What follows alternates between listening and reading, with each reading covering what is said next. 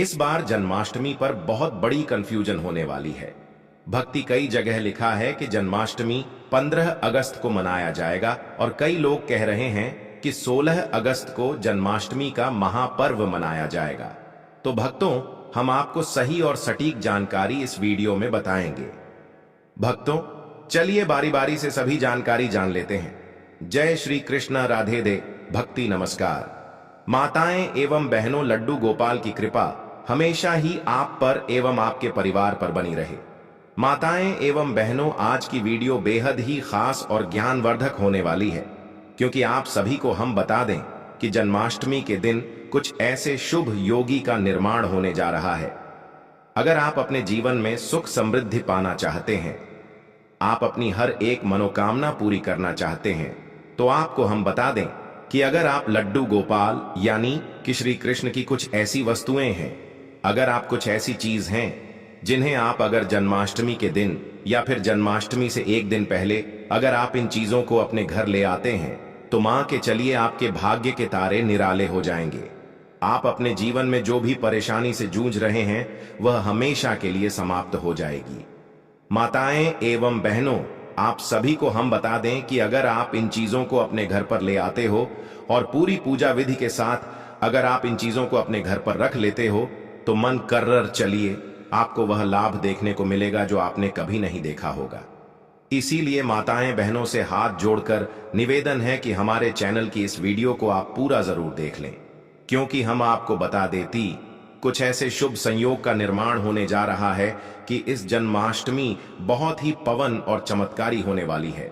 इसलिए माताएं एवं बहनों, पहले हम आपको बता देते हैं कि जन्माष्टमी कितनी तारीख को मनाई जाएगी और कौन से बुक शुभ संयोग इस दिन निर्माण हो रही है, जिससे कि हर एक माता बहन को बहुत ही शुभ और मंगलकारी लाभ प्रदान होने वाला है। इसलिए अगर आप लड्डू गोपाल की कृपा पाना चाहते हैं, प्राप्त करना चाहते हैं, तो इस वीडियो को सच्चे दिल से लड्डू गोपाल जी के लिए एक लाइक जरूर ही कर दीजिए। चलिए पहले यह जान लेते हैं कि कौन सी बुक शुभ सहयोग का निर्माण हो रहा है, जो बहुत ही शुभ और मंगलकारी इस जन्माष्टमी पर माने जा रही है। उसके बाद हम जानेंगे कि आखिर वह कौन सी वस्तुएं हैं जिन्हें अगर आप जन्माष्टमी के दिन अपने घर ले आते हैं, तो आपकी हर एक मनोकामना इच्छा एक दिन में ही यानी कि 24 घंटे के अंदर ही पूरी हो जाएगी, एवं आपके घर में अगर धन की कमी है या फिर कोई भी समस्या हो, वह एक दिन में ही समाप्त हो जाएगी। चलिए सभी बातों को हम बारी बारी से जान लेते हैं। जन्माष्टमी पर अब की बार जयंती सहित रोहिणी योग जाने। कृष्ण जन्माष्टमी पूजन का शुभ मुहूर्त, जन्माष्टमी का पर्व इस बार 15 या 16 अगस्त कब है, जन्माष्टमी जानिए। तिथि, पूजा का शुभ मुहूर्त और धार्मिक महत्व। वैदिक पंचांग के अनुसार हर साल भाद्रपद माह के कृष्ण पक्ष की अष्टमी तिथि पर जगत के पालनहार भगवान श्री कृष्ण का अवतरण दिवस मनाया जाता है। हिंदू धर्म में कृष्ण जन्माष्टमी का विशेष महत्व है।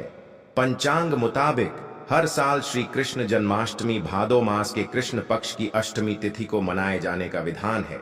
इस दिन भगवान श्री कृष्ण जन्मोत्सव होता है। आपको बता दें कि भगवान श्री कृष्ण के जन्म के समय अष्टमी तिथि, रोहिणी नक्षत्र, लग्न, वृषभ राशि और बुधवार का दिन था। वहीं भगवान का जन्म मध्य रात्रि को हुआ था। इस दिन श्री कृष्ण के बाल स्वरूप लड्डू गोपाल के रूप में उनकी मूर्ति का पूजन करना शुभ होता है। इस साल जन्माष्टमी का पर्व 16 अगस्त को मनाया जाएगा। साथ ही इस दिन सर्वार्थ सिद्धि और अमृत सिद्धि योग बन रहा है, जिससे इस दिन का महत्व और भी बढ़ गया है। आइए जानते हैं तिथि और शुभ मुहूर्त। कृष्ण जन्माष्टमी तिथि 2025 पंचांग के मुताबिक 15 अगस्त को देर रात 11:48 पर भाद्रपद माह के कृष्ण पक्ष की अष्टमी तिथि आरंभ होगी।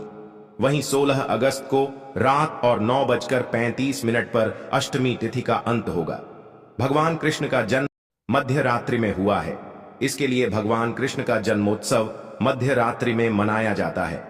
कृष्ण जन्माष्टमी शुभ मुहूर्त 2025 जन्माष्टमी पर शुभ मुहूर्त 16 अगस्त को रात्रि 12:05 से लेकर 12:45 तक रहेगा। आपको बता दें कि जन्माष्टमी की रात्रि में भगवान श्री कृष्ण की विधि विधान पूर्वक पूजा अर्चना की जाती है। जयंती योग का शुभ संयोग। इस दिन चंद्रमा वृषभ राशि में होंगे, जैसा कि भगवान कृष्ण के जन्म के समय संयोग बना है। दरअसल उस दिन भी चंद्रमा वृषभ राशि में ही थे। जिस रात में अष्टमी तिथि मध्य काल में होती है, उसी दिन जन्माष्टमी का पर्व मनाया जाता है। इस दिन रोहिणी नक्षत्र और चंद्रमा का वृषभ राशि में होना बेहद ही शुभ फलदायी रहेगा। साथ में अगर जन्माष्टमी पर सोमवार या बुधवार हो जाए तो यह बहुत ही दुर्लभ संयोग बनाता है। बुधवार और सोमवार को जन्माष्टमी होने पर जयंती योग का शुभ संयोग बनता है, जिसे जयंती योग भी कहते हैं। दरअसल जिस दिन भगवान कृष्ण का जन्म हुआ था उस दिन बुधवार था। ठीक इससे 6 दिन बाद यानी सोमवार को भगवान कृष्ण का नामकरण आदि कार्य किए गए थे। इसलिए जन्माष्टमी सोमवार या बुधवार में होना बेहद शुभ मानी जाती है। माताएं एवं पहलू, आप सभी को हम बता दें कि आपको कुछ ऐसी गलतियां हैं जो कि आपको जन्माष्टमी के दिन भूलकर भी नहीं करनी चाहिए।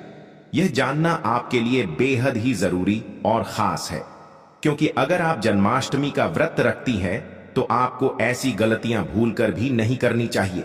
इसके बाद हम जानेंगे कि आपको जन्माष्टमी के दिन कौन सी वह चीज है जो अपने घर पर जरूर ही ले आनी है। पर इससे पहले हम आपको यह भी बता देते हैं कि ऐसी कौन सी बुक गलतियां हैं जो जन्माष्टमी के दिन किसी भी माता बहन को भूलकर भी नहीं करना चाहिए, नहीं तो घर पाप लगता है और इसे आपके परिवार को बहुत ही ज्यादा कष्टकारी दुख का सामना करना पड़ सकता। इसलिए आप वीडियो को पूरा ही देखें। चलिए जान लेते हैं वह कौन से काम है जो हमें भूल कर भी नहीं करने चाहिए। कृष्ण जन्माष्टमी का दिन बहुत शुभ होता है और मान्यता है कि इस दिन भक्तों की सारी मनोकामनाएं पूरी होती हैं।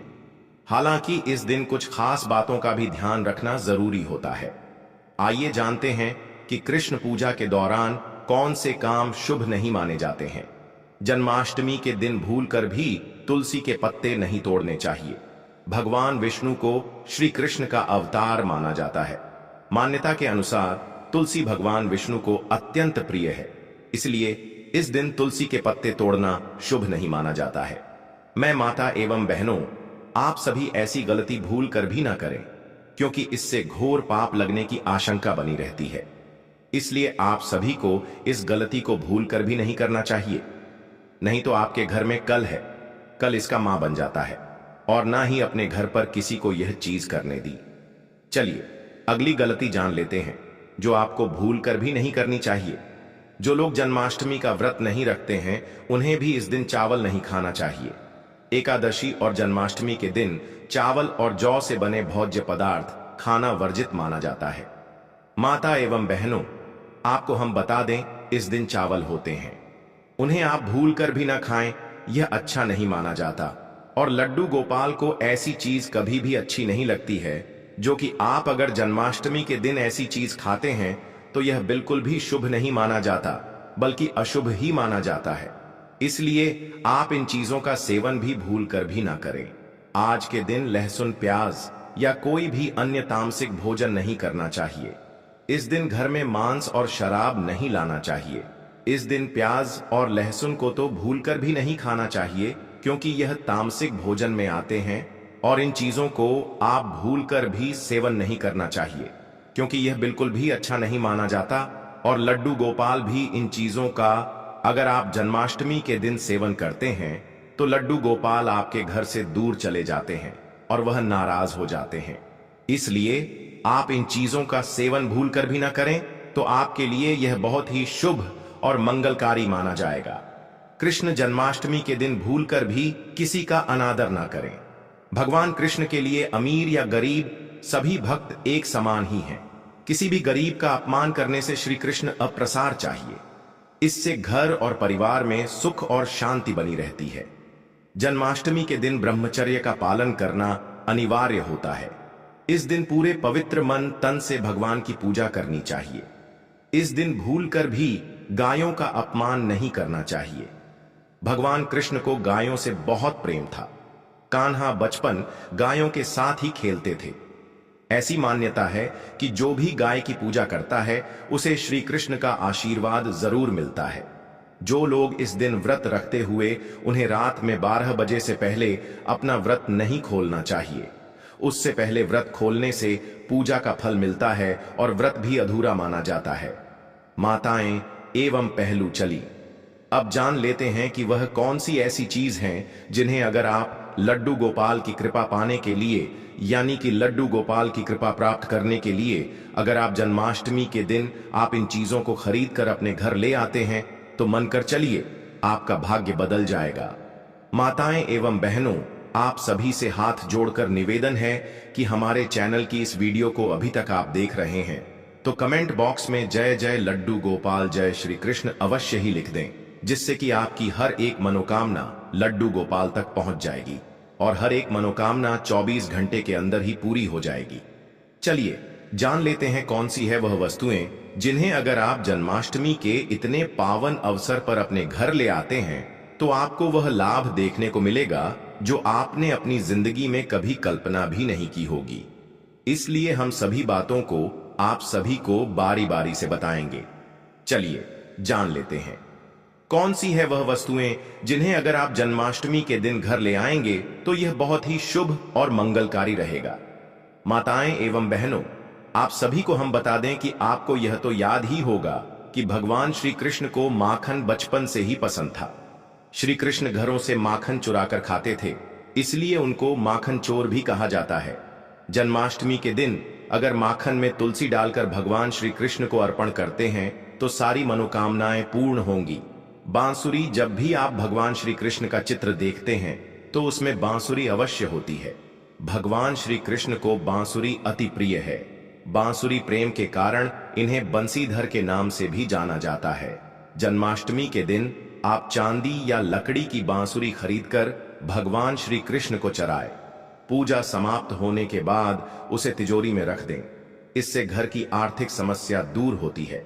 गाय बछड़े की मूर्ति, ज्योतिष शास्त्र के अनुसार गाय में कई देवी देवताओं का वास होता है। अगर आप घर की बनी पहली रोटी गाय को खिलाते हैं तो सारे ग्रह दोष समाप्त हो जाते हैं। भगवान श्री कृष्ण को गाय से बेहद लगाव था। गाय के दूध से बना घी मक्खन वह खाते थे, इसलिए जन्माष्टमी के दिन गाय बछड़े की मूर्ति को आप घर के मंदिर या मकान के ईस्ट कोण में रखते हैं तो सुख समृद्धि की प्राप्ति होगी। झूला, श्री कृष्ण के लड्डू गोपाल स्वरूप को हमेशा झूले में स्थापित किया जाता है, इसलिए लड्डू गोपाल को झूला अत्यंत पसंद है। जन्माष्टमी के दिन झूला खरीदकर लड्डू गोपाल को उसमें स्थापित करें, घर में सुख शांति बनी रहेगी। पीले फूल भगवान कृष्ण को बहुत प्रिय होते हैं, इसलिए घर में पीले फूल लाना चाहिए। पीले फूल सुख और समृद्धि का प्रतीक होते हैं। पीले फूलों को भगवान कृष्ण की पूजा में चढ़ाने से घर में सुख और समृद्धि आती है। पीले फूलों को घर में सजाने से घर की सुंदरता बढ़ती है। दही और मक्खन, भगवान कृष्ण को दही और मक्खन बहुत पसंद था, इसलिए घर में दही और मक्खन लाना चाहिए। दही और मक्खन स्वास्थ्य और सुख का प्रतीक होते हैं। दही और मक्खन को भगवान कृष्ण की पूजा में चढ़ाने से घर में स्वास्थ्य और सुख आता है। दही और मक्खन को घर में खाने से स्वास्थ्य अच्छा रहता है। मोर पंख, भगवान कृष्ण के मोर पंख बहुत प्रसिद्ध हैं, इसलिए घर में मोर पंख लाना चाहिए। मोर पंख सौंदर्य और सुख का प्रतीक होता है। मोर पंख को भगवान कृष्ण की पूजा में चढ़ाने से घर में सौंदर्य और सुख आता है। मोर पंख को घर में सजाने से घर की सुंदरता बढ़ती है। में माहिर थे, इसलिए घर में बांस लाना चाहिए। बांसुरी संगीत और सुख का प्रतीक होती है। बांसुरी को भगवान कृष्ण की पूजा में चढ़ाने से घर में संगीत और सुख आता है। बांसुरी को घर में बजाने से घर में संगीत का माहौल बनता है। पीले वस्त्र, भगवान कृष्ण को पीले वस्त्र बहुत पसंद थे, इसलिए घर में पीले वस्त्र लाना चाहिए। पीले वस्त्र सुख और समृद्धि का प्रतीक होते हैं। पीले वस्त्र को भगवान कृष्ण की पूजा में चढ़ाने से घर में सुख और समृद्धि आती है। पीले वस्त्र को घर में पहनने से घर की सुंदरता बढ़ती है। फूलों की माला, भगवान कृष्ण को फूलों की माला बहुत पसंद थी, इसलिए घर में फूलों की माला लानी चाहिए। फूलों की माला सुख और सौंदर्य का प्रतीक होती है। फूलों की माला को भगवान कृष्ण की पूजा में चढ़ाने से घर में सुख और सौंदर्य आता है। फूलों की माला को घर में सजाने से घर की सुंदरता बढ़ती। धार्मिक पुस्तकें, भगवान कृष्ण के बारे में धार्मिक पुस्तकें घर में लानी चाहिए, जैसे कि भगवत गीता और श्रीमद् भागवती। धार्मिक पुस्तकें ज्ञान और सुख का प्रतीक होती हैं। धार्मिक पुस्तकों को घर में पढ़ने से घर में ज्ञान और सुख आता है। पूजा की थाली घर में लानी चाहिए, जिसमें भगवान कृष्ण की पूजा की जा सके। पूजा की थाली सुख और समृद्धि का प्रतीक होती है। पूजा की थाली को घर में सजाने से घर की सुंदरता बढ़ती है। दीपक घर में लाना चाहिए, जो भगवान कृष्ण की पूजा में उपयोग किया जा सके। दीपक सुख और सौंदर्य का प्रतीक होता है। दीपक को घर में जलाने से घर में सुख और सौंदर्य आता है। अगरबत्ती घर में लानी चाहिए, जो भगवान कृष्ण की पूजा में उपयोग की जा सके। अगरबत्ती सुख और सौंदर्य का प्रतीक होती है, को घर में जलाने से घर में सुख और सौंदर्य घर में लाना चाहिए, जो भगवान कृष्ण की पूजा में उपयोग किया जा सके। प्रसाद सुख और सौंदर्य का प्रतीक होता है। प्रसाद को घर में खाने से घर में सुख और सौंदर्य आता है। फल घर में लाने चाहिए, जो भगवान कृष्ण की पूजा में उपयोग किए जा सके। स्वास्थ्य और सुख का प्रतीक होते हैं। फल को घर में खाने से घर में स्वास्थ्य और सुख आता है। मेवे घर में लाने चाहिए, जो भगवान कृष्ण की पूजा में उपयोग किए जा सके। मेवे स्वास्थ्य और सुख का प्रतीक होते हैं। मेवे को घर में खाने से घर में स्वास्थ्य और सुख आता है। सूखे मेवे घर में लाने चाहिए, जो भगवान कृष्ण की पूजा में उपयोग किए जा सके।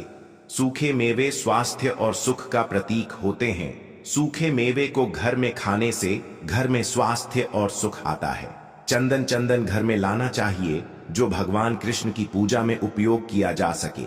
चंदन सुख और सौंदर्य का प्रतीक होता है। चंदन को घर में लगाने से घर में सुख और सौंदर्य आता है। सभी पर हमेशा ही बनी रहे। चलिए जान लेते हैं। कुटुंब की खिचड़ी पौष्टिक होने के साथ साथ स्वादिष्ट भी है। इसे आलू और अन्य मसालों के साथ बनाया जाता है। आप इसे उपवास के दिनों में बनाकर खा सकते हैं। कुत्तों की रोटी या कुत्तों की पूरी भी बनाई जा सकती है। मखाने, आप मखाने की खीर बनाकर खा सकते हैं। यह भी व्रत में खाने के लिए उत्तम होती है। मखाने में लौ, कैल्शियम और फास्फोरस उच्च मात्रा में होते हैं, जिससे आपके शरीर को जरूरी पोषक तत्व प्राप्त होते हैं और इससे आपका पेट भी भरा रहता है। यह खाने में भी स्वादिष्ट लगती है। इसमें चीनी की मात्रा आप अपनी आवश्यकता अनुसार डाल सकते हैं। फलों का सेवन करना पूरे वर्ष लाभदायक होता है। फलों से आपको जरूरी ऊर्जा मिलती है। व्रत में फल खाए जा सकते हैं। आप चाहे तो अपने पसंद के फ्रूट से फ्रूट चाट भी बनाकर खा सकते हैं। फलों में आप मौसमी फल खाएं या आपके पसंद के फल का चुनाव कर सकते हैं। साबूदाना उपवास के दौरान एक पसंदीदा व्रत का खाना है, जिसे व्रत में अधिकतर